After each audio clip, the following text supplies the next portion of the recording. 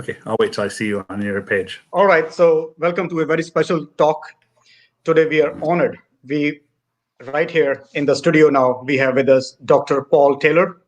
He's the director at Asian Cultural History Program at the Smithsonian Institution. It's a very renowned institution in the United States and in the world. It takes a lot of effort for people like Dr. Taylor to start getting interested into cultural heritage of different cultures. Dr. Taylor has worked with different minorities, different other cultures which are thriving now in US, and we are so proud that he has paid attention to the Sikh heritage also. He has done tremendous work, and today I would like to bring him to our audience so that he can tell what he has done along with his team for the Sikh heritage specifically. And also, we are honored today, along with Dr. Paul Taylor, we have also Sonia Dhami, a very famous Sikh activist from Bay Area, Palo Alto. She is associated with the Sikh Foundation in Palo Alto. She has also co-edited a book with Smithsonian, and Dr. Rupinder Brar, a very famous cardiologist from Yuba City, but he's also devoting a lot of time to spread the knowledge about Sikh history. And his recent book about the translation of Shri Japji Sahib has gained a lot of popularity in India. Many of our friends, academicians, especially in Pakistan also, they questioned me a few days ago that I would like to get a copy of that because they are seeing the Sikh prayer being explained in a different way. So I'm going to go back to the studio where all our three guests will introduce. And in the meantime, we're going to take some time to share the feed with some other groups. And we request all the listeners who are attending our show now, please keep sharing so that more people can participate. It's going to be a live talk show for 1 hour.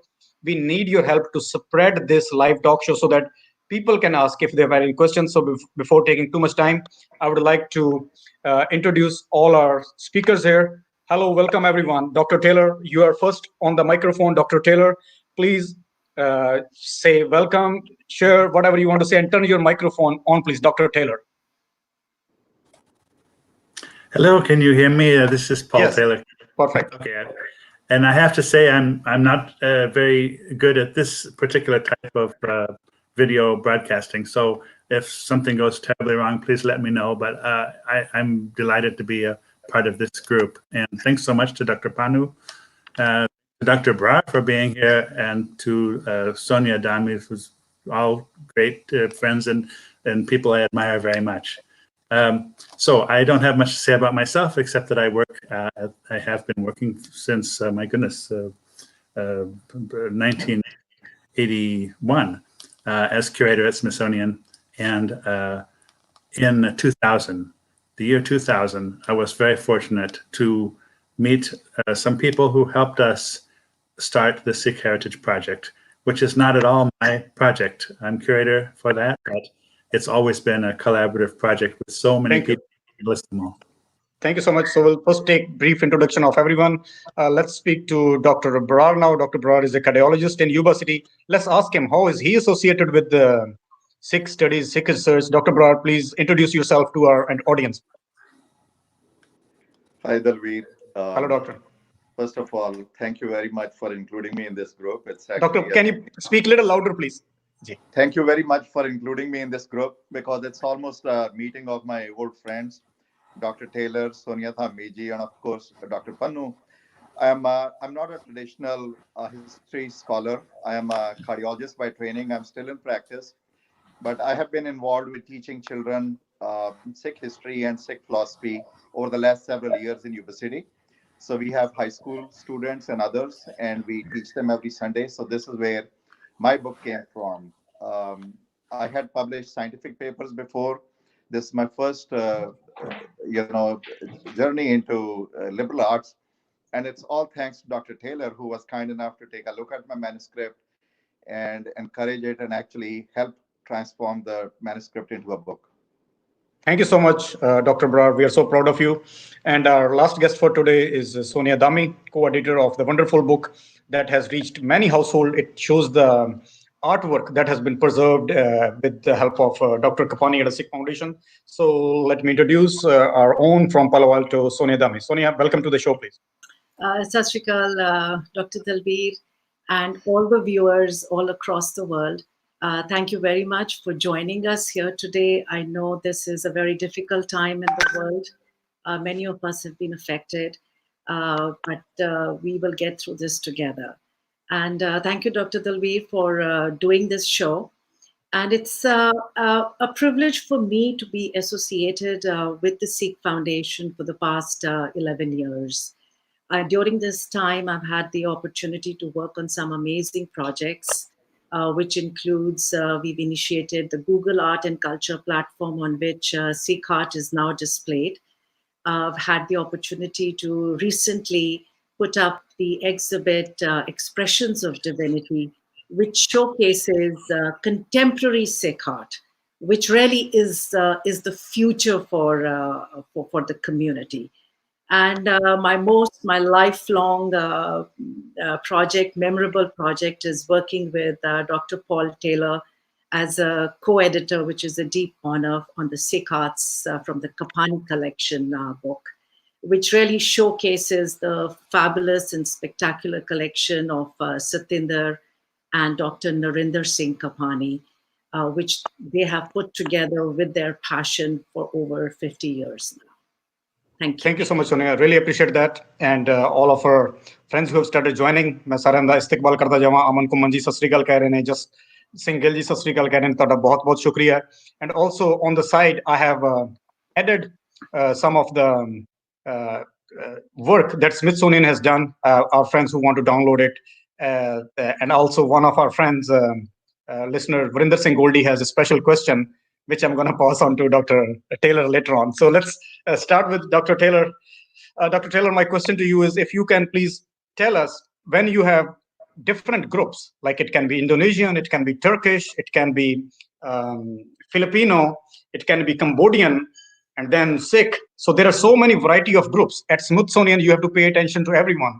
What got you interested into Sikh heritage as such? How did you choose? Because we are such a small minority. Most of the people don't even have any focus on this, especially in the main institute. So it's a big honor. It's a pleasure that the Smithsonian Institute at Washington DC, which is one of the most visited sites in the world for heritage connoisseurs, got into this. And the credit goes to you. We all know that. I've been listening to your name for the last 10 years. So please tell us how you got in there. Your microphone is off, Dr. Taylor. If you can turn your microphone on, please.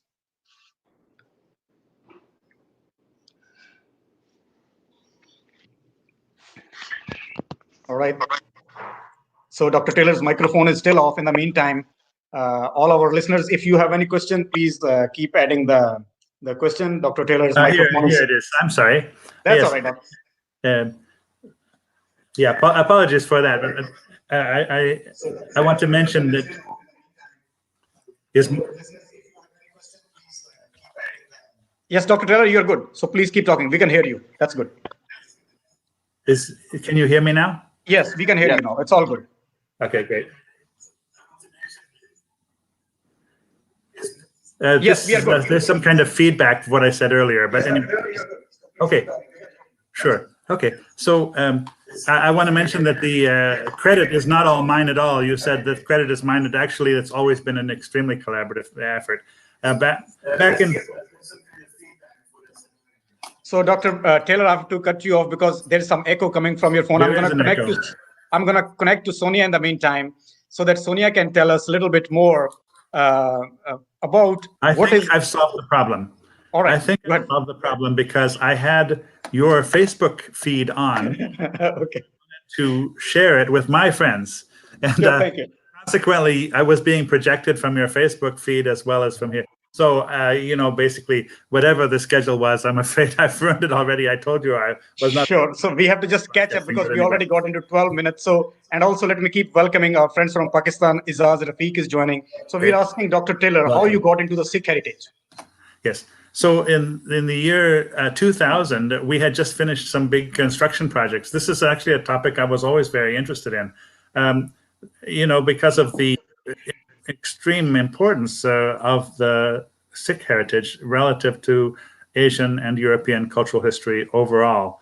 The context being there's some comparability with Hinduism and some with Islam, and it's not a well-known religious tradition at all. A lot of people imagine that because we opened our exhibit in 2004, that we must have suddenly got interested in Sikhism as a result of the very terrible hate crimes and things that started happening after 9/11. But actually, we started our project to develop a Sikh heritage effort inside the Smithsonian, and that's what we do. We set up a project or a research effort which also improves collections. It's aimed towards outreach, possible exhibit, but there was no definite plan for an exhibit. We hoped to build up a little vitrine, for example, of just one section in our Hall of Asian Peoples. But the main idea was to start studying the history of Sikhism and Sikh cultural heritage in the Punjab, as well as the diaspora beyond the Punjab, because of its inherent interest, and I was extremely interested at the time. Now, what happened, of course, after 9/11, I think led the museum to sort of speed up plans to go ahead and produce an exhibition. Our big exhibition inside the Smithsonian, it was big for us. It opened in 2004, July 2004. And since then, there's been a series of projects. Now, that picture that you're seeing on your screen now is at the opening in July 2004. The drum players and the huge numbers of guests who were present at the opening event. And there you see Dr. Amrik Singh Chatta on the right from the Sikh Heritage Foundation, one of the people who, as I mentioned, back in February of 2000, visited and helped us really get started with our Sikh Heritage project. And you see the then secretary of the Smithsonian, and next to him, to my surprise, I had finished my remarks and at the opening of the exhibition. Guess who jumps up on the stage, leaps up on the stage, and presents the Saropa is Fauja Singh. That's one of the memorable times. He's one of my personal heroes as a runner, Savranda.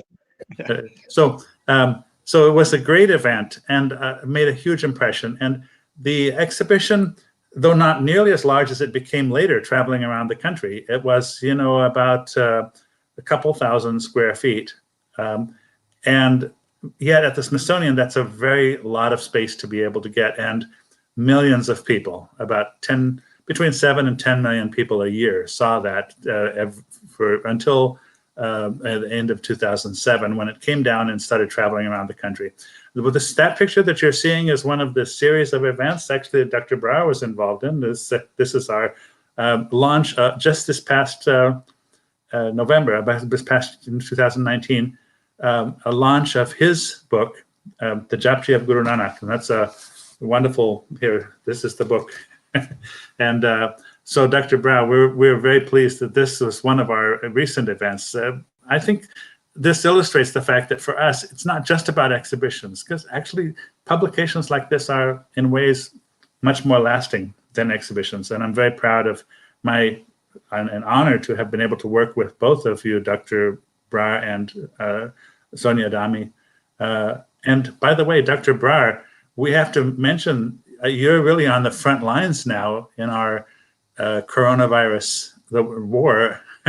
I sometimes call you and I can see that you're working long hours and 7 days a week. And by the afternoon time in California time, you're already quite tired, but you're hanging in there through the end of the day with so many patients that you've got so much work to do. So I really want to say a huge thanks to you and your health worker colleagues who are doing such a great thing in this battle against the COVID-19, which is... Thank you so much, Dr.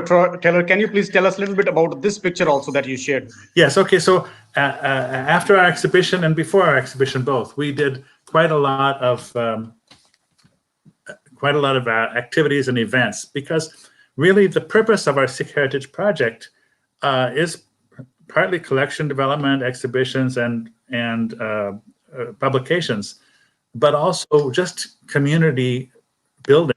I mean, really, we try to keep active with a lot of activities that allow people to come together, and they sort of reinforce the values of Sikhism and the values of community, and they make them more familiar to other people.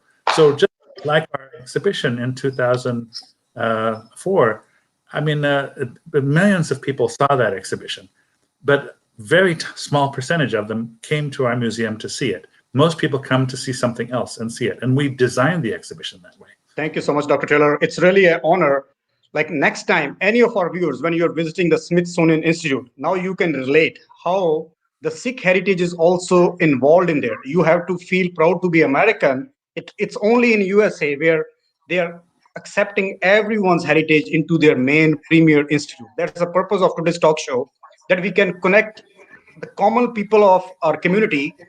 Many of my viewers, my friends are in India or Pakistan. They can see how these big institutes in the United States are getting us involved, so that we feel part of this overall culture to which we just came to earn our bread. So before taking more time of Dr. Taylor, I'm going to go to Sonia Dhami to ask about her journey, how she got connected with the Smithsonian Institute, especially her very famous book that she co-edited, the Sikh Art from Kapany's Collection. So please, or if anything else before that, please tell us your story in connection with the Smithsonian Museum. Sonia, you turn your microphone on, please. Yeah, I just did. Thank you, Dr. Pannu. So my association, I met Dr. Paul Taylor many, many years ago. This is before I even moved to the United States. I moved here in 2005, but before that in 2003, when I was in India and I was working with other Sikh institutions. And we had done a project at Anandpur Sahib during the 300-year celebration. And with that project, I'd met Dr. Paul Taylor during my visit to Washington, DC. He was so gracious, and he invited me to participate in the Asian American festival that was happening just around the corner. So that was my first introduction with Dr. Taylor. And when I moved to the US and I met Dr. Kapany, I'd known him earlier as well. So when I moved here, working with him at the Sikh Foundation was just a very perfect fit for me. And subsequently, Dr. Taylor had had a long association with Dr. Kapany as well and the foundation. And that just brought us together in so many ways on so many different topics, as well as the book that we were finally able to do. So tell us this book, wonderful book that we are showing on our screen now for our viewers, Sikh Art from the Kapany Collection. How did it all went in together with Smithsonian Institution? So we want to know now, let's say I'm trying to write a book, I wrote a book.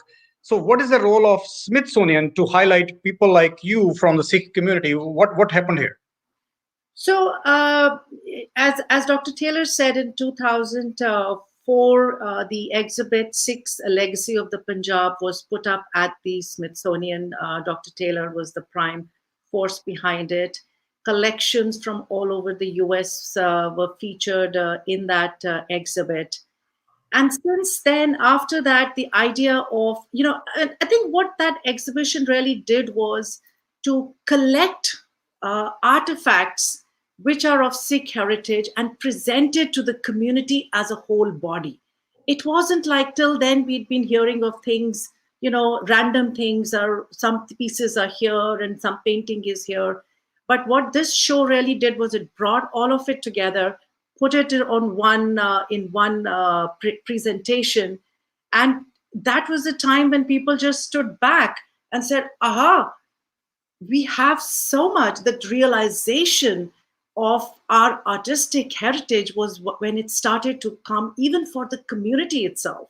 Though the purpose is too, that it is to show the pride in your heritage across communities. So you share it with the mainstream American community as well. But it also did the purpose of sharing it within the community, of making us realize that we have 550 years of an artistic heritage which we can be proud of. So when we visit a museum, we don't just see other artifacts, we also see things, we see a painting that we can relate to from it.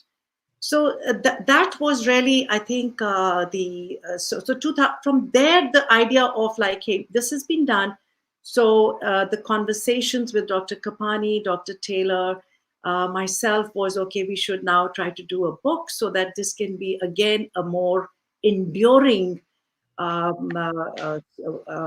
document for everyone. Whoever is a researcher wants an introduction to what is Sikh art when you say. So does somebody usually will just think of paintings as art, but that's not the case. It's not just paintings. These are manuscripts, these are textiles, they're coins, there's contemporary art. So there's a whole array of artworks, and the book brings all of this together and presents it to you in a way that you can go through at your leisure, pick the subject that you like and work through it. Sonia, I'm going to just show one picture of your book, then we'll go to Dr. Brar. Can you please tell us this particular picture that we are seeing? It's from some coins from the Nanak Shahi era. Like, what are you trying to show in this particular picture in the book? So the book is again divided as per different areas of art. There is textiles, there are stamps, there are periods as well, the miniature paintings.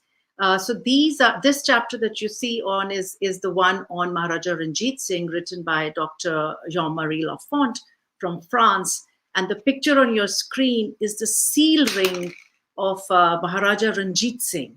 This is the ring with which he used to seal the documents, the farmans, the hukams that went out from the Lahore Darbar.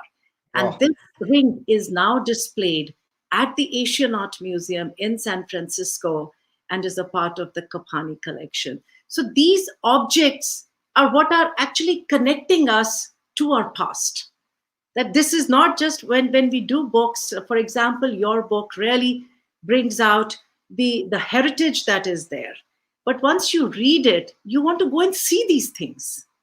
So if I read about a Gurdwara that you have written about in your book, the desire for me to go visit that site arises. And where do I go? So we go to Pakistan, we go visit the sites, or we go to the museums where these artifacts are kept. And that's where we make the real connection from the past to the present and take the steps to go forward. Thank you so much, Sonia. And I will come to Dr. Brar now. Dr. Brar, before asking you a question regarding your book, please turn your microphone on, Dr. Brar. And as your work is mainly on the translation of Shri Japji Sahib from Gurmukhi to English, Dr. Brar is having difficulty in setting his microphone on. He's on his phone. Let me continue with Sonia in the meantime. Dr. Brar, once your microphone is on, I'll be able to see it. So then I will get back to you. Sonia, one of my friends, he's asking on the text now, like, your book was recently available on a digital platform. How were you able to do it? Because many people, they're very afraid to his texting that they don't want the book to go to digital. So what made you change it into a digital thing very recently? And he said it's really good. Now they can access it in Pakistan. But what made you change it from the print to digital recently? Was it your decision or was it the publisher, Smithsonian Institute? So this really, the idea or the suggestion came from Dr. Taylor. And he has been very gracious to send out multiple copies to various libraries all across the world. But the fact is that the shipping costs are so prohibitive that though we would like to send it to many more libraries, but that's just not possible. And Dr. Taylor came up with the idea that let us make this book available for students, for researchers, and for all these academicians who want to refer to it. And it will really be, and the fact that this conversation was happening during this time when we are in a lockdown, and we are looking for ways to use our time effectively at home, the idea was just the right idea at the right time, right place. And Dr. Kapany was very gracious. The Sikh Foundation decided to make it available. And here we are. So we are very happy with this decision because we don't think this is going to take away from the sales of the book. It has been very well received. And we've almost finished the stock that we had. But at the same time, it is also, it makes, because when you I think when you see it online, the desire for you to have that copy in your home is also accentuated. And I would recommend that to people, because in my personal home, what I've realized is, if these books are lying around and the children, the people who come there, they glance through things, it just helps. You don't know when that button is going to be turned on for them and what will attract them. So a physical copy is always has its benefits. And we hope that people will enjoy both the physical as well as the virtual. Thank you so much, Sonia. While we are still waiting for Dr. Brar, looks like his phone is having some difficulty. His microphone is on now, but the video is still not working. So, Dr. Brar, if you're hearing us, you can just log out and then log back in again. That will be very helpful. Dr. Brar, if you can hear me, just log out and then log in back again the studio. That will help. Sonia, one of my friend, you're really good in translation. Though I was going to ask this question to Dr. Brar. He's writing on the comments, Paji Chakki Chalo Fatte. So how can we tell Dr. Taylor what my friend is writing? Chakki Chalo Fatte. I think you keep doing what you're doing. You're doing a wonderful job. So just keep at it. Yeah. Yeah. Dr. Taylor, there is a compliment for you, for all of us there. It's a bravo. Like he's saying, just keep doing the good job. Like whatever you're doing, just continue your good job. And I still, Dr. Brar is calling on my other line. I'm going to give the studio to Dr. Taylor. I want him to, actually, Dr. Brar is back. So let me get him. So let me get to Dr. Brar. Hi, Dr. Brar. How are you? Hello. I'm sorry. I think I got turned off by you and I couldn't turn it on. That's okay. That is okay. So first question for you is the translation. One of my friend is writing Paji Chakki Chalo Fatte. As your work is on about translation of Japji Sahib, help Dr. Taylor to understand what our friend, though we tried. So what do you think is the right translation for Chakki Chalo Fatte? So it's upwards and onwards. Wow. Well done. that works. That works. Okay, so now let's talk about Dr. Brar's association with Smithsonian. Dr. Brar, can you please share your experience with Smithsonian, and what was the kind of feeling when such a big institute is kind of helping you in this legendary work that you have done? Please explain. I had to pinch myself when I got a call from Dr. Taylor, because he was so be a little louder, please. Little louder. I said I had to pinch myself when I got a call from Dr. Taylor, because he was so well known in his field, and I had read his work and I had seen, what he had done to actually talk to the great man. I had actually met him. Sonia ji had put together the Sikh Foundation 50th anniversary. And that was the time, I don't think he remembers, because he was meeting a lot of people and he was a star. No, I remember. And I was one of those people actually going out to meet him. But he had done such a good work, and it was really a big honor. And I'll tell you one thing, he's too modest to let you know that he, in spite of how well he's known, he's written papers, chapters, and he has been so much involved with my book, each word, everything. We would talk several times a day. He would be available to talk about it, go over references, give me ideas.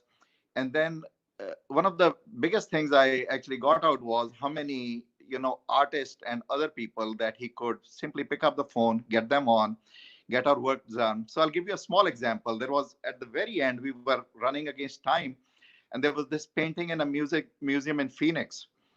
And he wanted the exact measurements.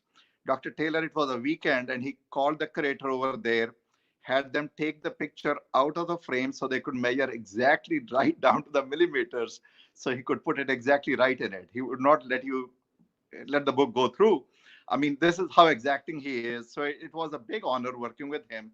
And Robert Pontian, one of the other associates he has, I think he's Dr. Taylor has written books with. And between both of them, it was a big help for me.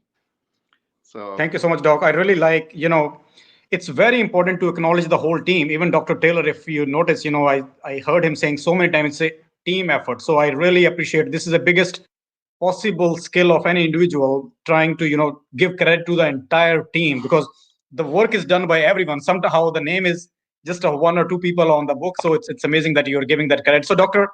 Brar, just tell us a little bit more about your book, and why did you choose to connect it with Smithsonian? You're a very well-known cardiologist in Yuba City. You have all the resources to publish it. I'm sure financial issue was not an issue for you. Why did you still prefer to connect with Smithsonian Institute? So one of the things was why the book came about is, and Dr. Taylor can probably attest to that, the idea Little louder, of please. Guru Nanak is well known among the Sikhs, but Guru Nanak is not very well known elsewhere. And it's partly what we felt was, and that Guru Nanak, he's a philosopher, he's a thinker, he was a poet, but we happen to put Guru Nanak on a pedestal where Guru Nanak was always a prophet. Now, Smithsonian, they would not do religious books, but they got interested in the idea of a philosopher, poet, who would write from the 15th century Punjab, whose words were well known among the Sikhs and who was not known at all. The idea of getting partnered with Smithsonian was obviously the reach. Smithsonian, as you know, is probably the biggest institution of its kind. They have 19 museums around the world, and they publish literature.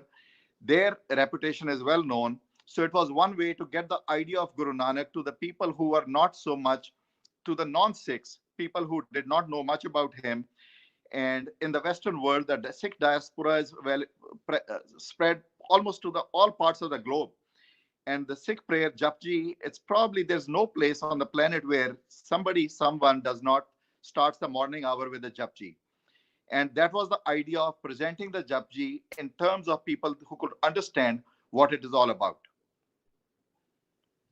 Okay, Dr. Saab, thank you so much. And I need your help in another translation. A lot of friends are joining us. Some on my phone, I can see a lot of texts, and many in Urdu. It will take me time. I can read Urdu, but very slowly. Friends in Pakistan, please. I don't have my other team members from Lalpur today. So type in English, please. And Dr. Brar, there is a message. Vaheguru ji chardi kala bakshe. So I need your again help. Vaheguru ji chardi kala bakshe. I really wanted, because today's show is about Dr. Taylor. So we want him to see what the people have been saying. So if you can help me translate.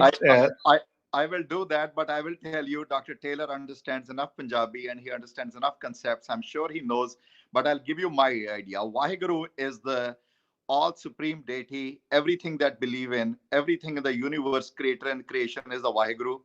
And Chardi Kala Bakshe, Chardi Kala is ever optimism. That is a Nanakian concept where everything that happens is part of the hukum. Bit louder, Doc. Bit louder. Order. Yeah. Thoda uchi. Everything that happens in the universe is part of divine order, so everything is good. So Chardi Kala is ever optimism. So from the creator, it's ever optimism. Everything positive in the world comes from the creator. Thank you so much. That is very well valid, especially in this corona COVID virus that we're doing. And we all, as we had discussed, all four of us earlier, while we are sitting in our homes doing this talk show, the frontline workers, either they are doctors, nurses, paramilitary, para forces, even the grocery workers, the people who are standing at the grocery store or at the gas station, everybody who's helping out there, we salute them, who are helping us to continue some of these programs that we're doing in our home. We have only about 8 more minutes left now.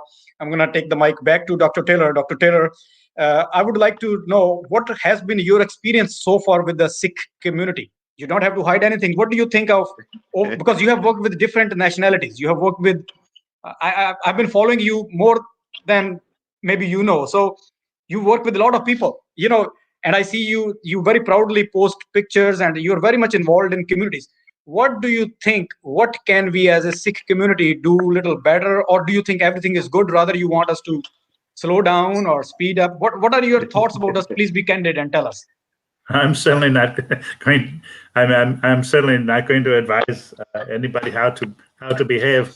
But no, it has been a great honor for me, really, and I have so much enjoyed reading not only the sacred book of the Sikhs, but just Sikh history and just getting to know so many people. So I will say there are some things that within a museum context, observations I'd like to make. I mean, since you ask about observations on Sikhs as in general, and of course there's always exceptions to every generality. One interesting thing I've noticed from the beginning is Sikhs themselves have a concept of Sikh heritage very often, which is not exactly the anthropological concept. I mean, they with the gurus, and so for us, lots of things. Heritage here in the United States, there's a tremendous amount of Sikh heritage, but Sikhs themselves often say, "Oh, you're going to do an exhibit about Sikh heritage. Let's try to get from India something that's directly touched by the Guru, or owned by the Gurus, or whatever." Anyway, I mean, whereas we tried to expand that, and in San Antonio, we had a section on turbans, and there was a turban with the symbol on it of the San Antonio Spurs basketball team, for example. I mean, that's Sikh heritage. That is too. Everything that is, and this is why I love Dr. Kapany's definition of Sikh art. Art made by, for, or about the Sikhs. That's all Sikh heritage. And the other observation is that it's interesting in museum context. There's often this whole idea of the VIP groups and the separate openings and the special arrangements for a VIP opening and then another. But there is such a sense of equality and equality between men and women. I mean, of course, I've worked in places like Saudi Arabia, and they're very different. I mean, of course, never mind the fact that in those days where I started in 1989, you always had two openings, one for women and one for men. And then, whereas here we often started about the idea of having a VIP special event first and then the opening, and that was kind of not what people wanted because it seemed to be kind of contrary to the egalitarian ideals.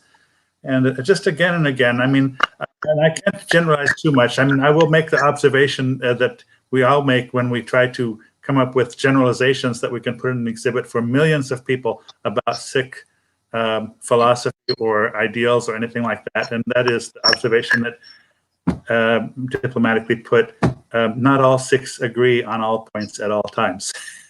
Sure. I mean, but it's a tremendous honor, and I really feel that a lot of people have learned something very important and life-changing for themselves by looking at the exhibits and publications. And really, this book was really intended to introduce the philosophy and thinking of Sikhism and of Guru Nanak Dev Ji to a large American population. And that's really the editorial work we did was primarily moving to that audience. Speaking of wonderful books, I really congratulate you, Dr. Panu. This is also one of my favorites when it comes to Sikh heritage. We really congratulate you, and I wish I could say that this was something that we were involved in publishing. I do think this is one that deserves a lot of attention. And I could go on and on about that. Maybe you'll do another session about that rather than we might try to start in and cover that with statement. Sure. Definitely. Let me come back to this one interesting thing. When we talk about the Sikh heritage, let's talk about some of the things that you have been involved in. So what I learned, researching about you, the first was in 2004, it was a Journal of Punjab Studies, in which you had published a special issue on the Sikh heritage in 2004. Right. And then in 2006, there was Intangible Heritage of the Sikhs, which was new strategies for the future. It was another one which I found in the ancient literature. And then again, I found something about the Sikh material heritage, the Sikh social practice. That was in 2016. Then in 2019, there was also Pravinder Khanuja, that is the book in the Arts of Asia that I found that you have been involved. And the book that you just showed us, now, that is The Lost Heritage, that was from Sardar Amardeep Singh. That is also a good book that is about the Sikh heritage in Pakistan. So I would like to take the mic to Sonia Dhami. Sorry, and I really want to commend you on your book. That's okay. That's Sikh okay. Heritage Beyond Borders. That's all right. That's okay. We are all good. So let me come to Sonia now quickly. Sonia, just in few, what do you see in the next few years or decades? How can the Sikhs associate more with the institutes like this? Because you are like our bridge. You are somewhere you can help us.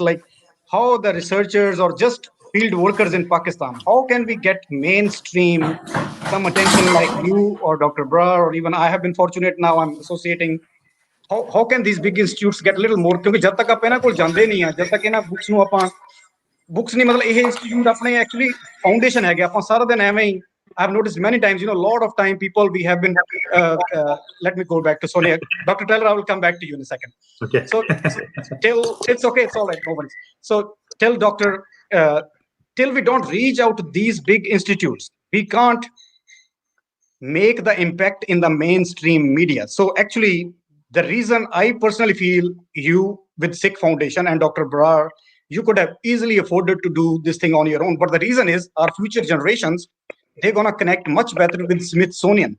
They're going to get much better connected with them because they're American now. After 2-3 generations, we all know that, So it is very important to associate our brand with these institutes, which you both have done successfully. So I want to know from you in the next year, 5 years, 10 years, 15 years, how do you see more institutes like these big ones getting associated or attracted to Sikh heritage? So, Dr. Panu, this has already started to happen.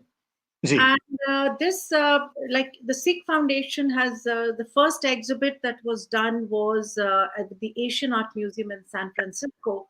Ji. And that was in 1982. Ji. Since then, after that, the Victoria and Albert Museum exhibit came up, which was in 99. Sure. And that was an exhibit which traveled, came to San Francisco. It went to the ROM in Toronto as well. Sure. And after that was the big Smithsonian exhibit, which was huge for the US. That was followed by the Rubin Museum in New York, and that was in 2006. Sure. Subsequently, the Smithsonian exhibit has also traveled to 3 other museums. It came to Santa Barbara, it came to Fresno in California, and lately it was in San Antonio in Texas. Sure. So the association with the art world, with the museum world, has already happened, and it is gaining momentum. The Montreal Museum of Art is going to open a permanent Sikh art gallery very shortly. The Sikh Foundation has been working with them. The Kapany Collection has donated 150 artworks. So that in Canada, we would have a permanent exhibit as well. We have one in San Francisco. We have another one in Phoenix, which is Dr. Kanuja's collection. So I think this the movement that we are hoping for, that recognition, acknowledgement, and the appreciation from the museum community has started to happen, thanks to the efforts by the collective efforts, like Dr. Taylor has said. But going forward, I think the big ones have happened. Going forward, we also need to take these exhibits into our city or the community museums. That's where the community lives. We had the contemporary Sikh art was at Santa Clara at the Triton Museum. So more museums within cities, smaller cities, it's not always the big ones. I think will help to bring it into our public spaces. We'll bring it into our institutions, and we'll start seeing it happen around. And I think another wonderful thing that has happened is the ownership and the pride that people, non-Sikhs, have been taking in this movement. I would really say it is a movement. People in Pakistan, Mr. Iqbal Kaisar, who has written the seminal book that he did on the Gurdwaras, and I think that has inspired so many other authors. There is your book.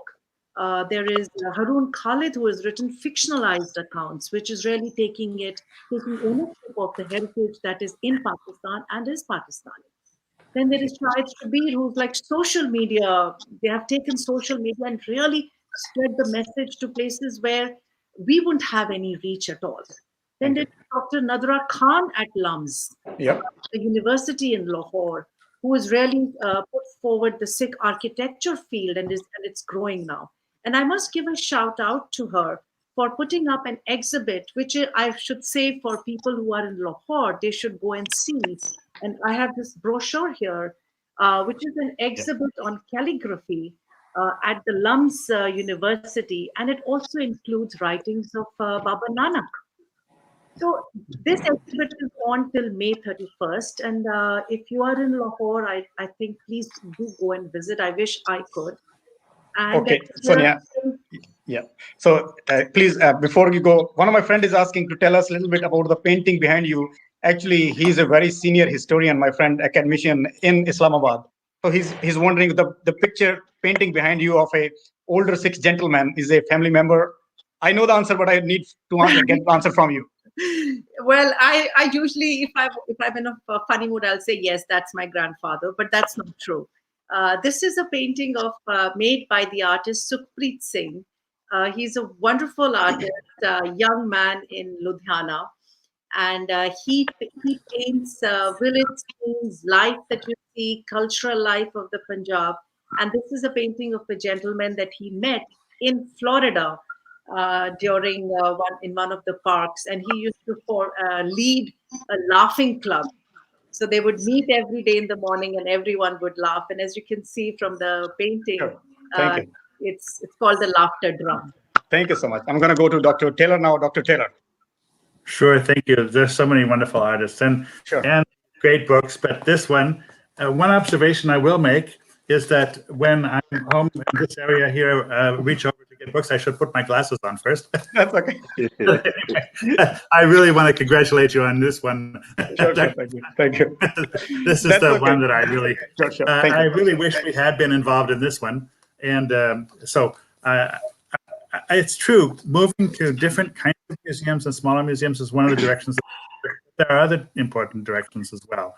And I think moving online is very important. This is why I thought, you know, we as a sort of market model, you can't do that right away when books are published. But you know, some people were worried back in the days when films were first made. They said, don't put these films, you know, don't make films from novels, because if you do that, nobody's going to read the novel and nobody's going to buy the novel. So the whole economy. But actually what people discovered is that when you make a film out of a novel, the sales of the novel go up, not down. And similarly, I think that I hope that I think that does often happen when things go up online. There's a very different sort of tactile and a method of reading and ways of remembering when you're touching and holding things.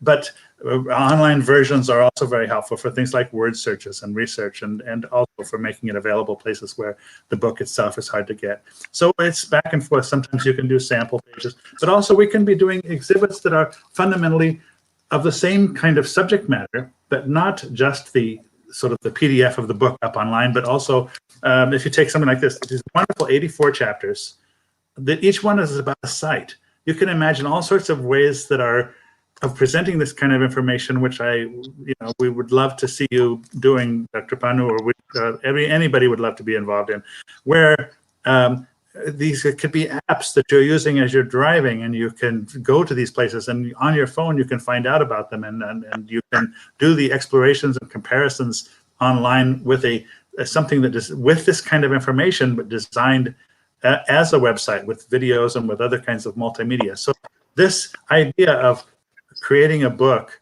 and then supplementing it with a website, these are things that I think are going to be beautiful directions for the future. This could be done with sung versions of the Japji Sahib. It could be done with a lot of different things that we have already got the content for, that we can think about new ways of presentation that they'll be available to people all over the world.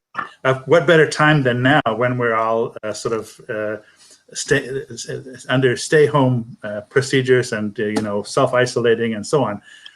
It's been great for discovering new things. I mean, we're so sympathetic and feel great suffering that people are suffering from this virus. But at the same time, there are some silver linings that we've really had the time to meditate and pray or whatever. So as a closing statement, let's go to lots of new interesting things and reading and so on.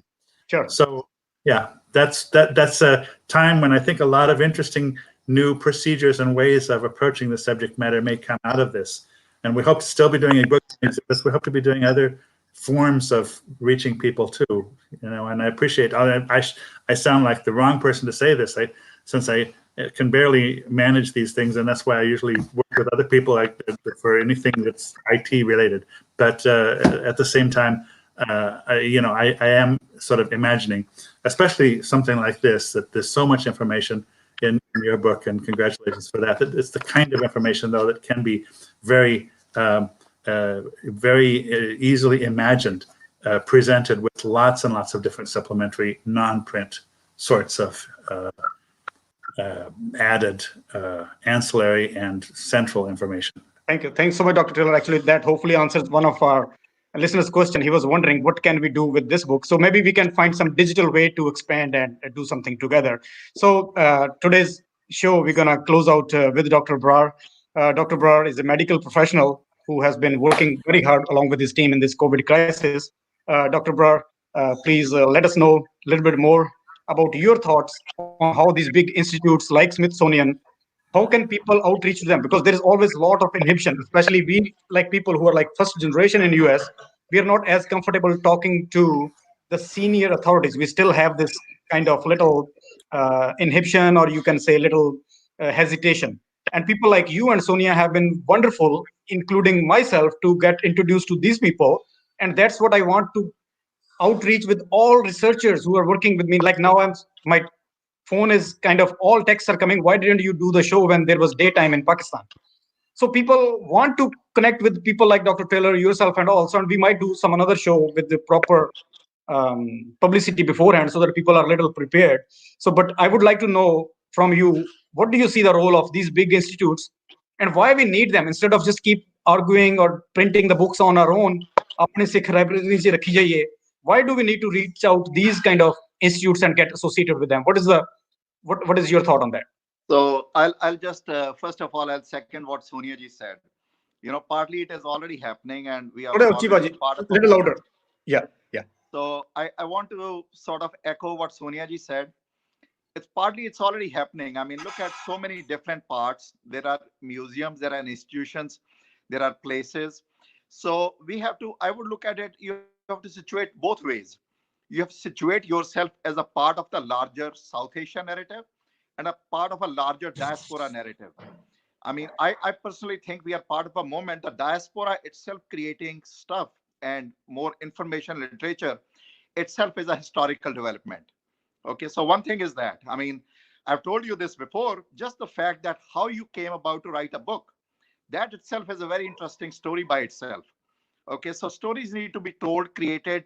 We have to sort of step out what makes a story. I mean, just for Dr. Pannu sitting in San Jose, doing research, ground research in Pakistan, it's a story of not only you, me, it's a story of all those people who are working over there. I mean, that's amazing. There's a sort of a thirst for people to create stuff. We have to situate that. So the other part is the Sikh art, Sikh literature, and Sikh heritage is not a standalone on an island. We have to situate ourselves. How does it incorporate with the story of Pakistan? Alma Iqbal, for him, there were two philosophical heroes from India who were trans-civilizational. Lord Buddha was one and Guru Nanak was one. How many people know Alma Iqbal's poem about Guru Nanak? So how we sort of connect with larger story of South Asia, larger story in India, people all around the world, how the Sikhs connect with the story in United States, the Sikh idea of egalitarianism, how our idea of liberalism meshes nicely with the Western view of liberal thought. So once we connect those, I think the institutions do get interested. And then obviously, like Dr. Taylor said, I mean, there are so many different media now. And I commend you. I mean, look at what you're doing. You're putting people on Facebook. I would never ever think, this is one way to connect. So, and ultimately, it's a part of making consortium. I mean, Dr. Khanuja is doing great work. He's a physician. You are a physician. I mean, I never thought I'll write a book about literature. So you have to sort of think out of the box and connect with other people who have same ideas and sort of take it from there. Thank you so much, Doctor. And then we have some other viewers here. We have Wendy Mattas, Wendy is saying, hello, my Sikh friends. So hello to everyone. And just 1 minute for everyone else. We have 3 minutes. We would like to listen from you just in 1 minute, please. Just complete your statement in 1 minute, Dr. Taylor, please. Just say a few words. Your microphone is off, Dr. Taylor. Can you please turn your microphone on, Dr. Taylor? Thanks very much for having me, and it's just an honor to be here with all of you. And I look forward to the continuing Sikh Heritage Project. And all it is, it's not me, it's everybody, it's all of you, it's so many people. And we're very open to ideas, whether we are able to do them or other people can. We think that there's lots remaining to do, and there's been a lot of progress, but lots of work to do.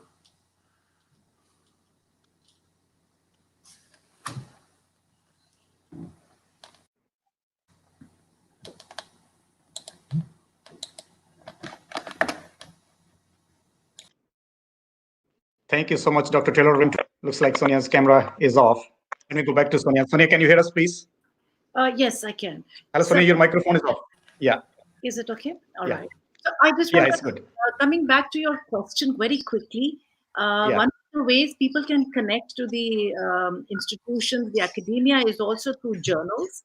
And I want to give a pitch in for the Sikh Research Journal, which is published by the Sikh Foundation, but with a very academic editorial board. This is one space where people can send in their writings, their papers, or their research, and that's how it can get picked up by other institutions as well. So on the Sikh Foundation site, we have the Sikh Research Journal. So, but with this, I'd really thank you very much, Dr. Pannu, for bringing us all together. And I wish everyone that we continue to face this lockdown situation in Chardi Kala, like Dr. Brar mentioned, which is ever optimism, and we come out of this soon. And I also thank all the people who are working to keep us safe. And thank you, Dr. Taylor, and all the viewers all across the world. Sonia, once again, what is the way to submit the journal submission? What is the way to submit for the journal article? What is the... There is a contact form on the site itself, which is the first step to connect, and then we will get in touch with you. So can you please spell the site for us once again? It's Sikh, spelled as S-I-K-H, Research, R-E-S-E-A-R-C-H, Journal, J-O-U-R-N-A-L, Sikh Research Journal, and you'll find a link to it on the sikhfoundation.org website. Thank you so much, Sonia. Dr. Brar, we have 45 seconds, please. I want to thank everybody who are listening. And I have a great admiration for Pakistan. Recently, we have people who have traveled to Pakistan, and we are so envious. They have nothing but good things to say. So my only regret is I could not go with Dr. Pannu to Pakistan and hopefully visit there and meet all the great people who made your book possible. Thank you so much. Really appreciate everyone. Hope you liked the show today. If you have any questions for Dr. Taylor, you can reach out to me or to Sonia, Dr. Brar, or even to Dr. Taylor. That's why these programs are so